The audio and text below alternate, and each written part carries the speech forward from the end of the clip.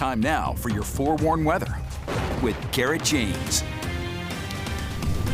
All right, Garrett James is down in St. George for us, keeping track of the weather. Yeah, Garrett, what's the very latest?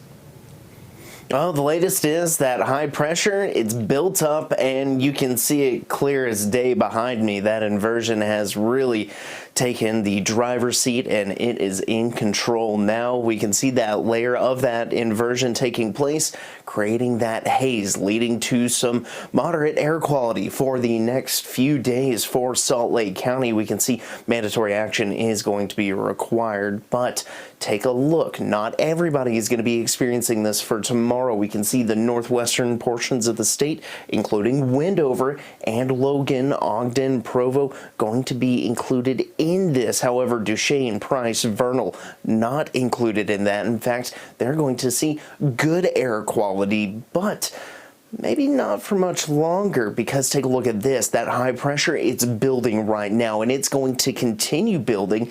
And as that does so, that inversion, it's going to strengthen. But for how long is the big question? Well, if you look just to the west in the Pacific, there's another low pressure system looming off the coast, but it is slow to work its way to us, because take a look at this. As that low pressure moves into the area, it weakens, because that overall center of that storm system is still back out to the west, but it's strong enough that it is going to try and push that high pressure around the New Mexico area by likely Tuesday. So maybe, just maybe, we could get a little bit of relief from the inversion. But let's go ahead and take a look at the futurecast and see what precipitation lies ahead of us. Well, not much. We might see a little bit of cloud cover towards the weekend, but I anticipate that most likely we're going to be looking at partly cloudy to mostly sunny skies. Then we see a weak low pressure system arrives by Monday, and that could also help push that high pressure out of the way, but precip looks pretty dry at this point.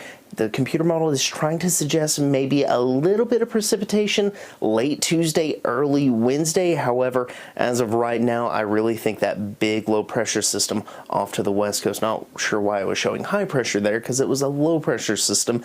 That is really our next big storm system. Temps out there right now seeing a lot of 20s and a few 30s mixed in, but lows tonight show mainly 20s with a few teens here and there. Highs tomorrow, we're going to be looking at the 40s mainly, but St. George, Kanab, looking at the mid to upper 50s.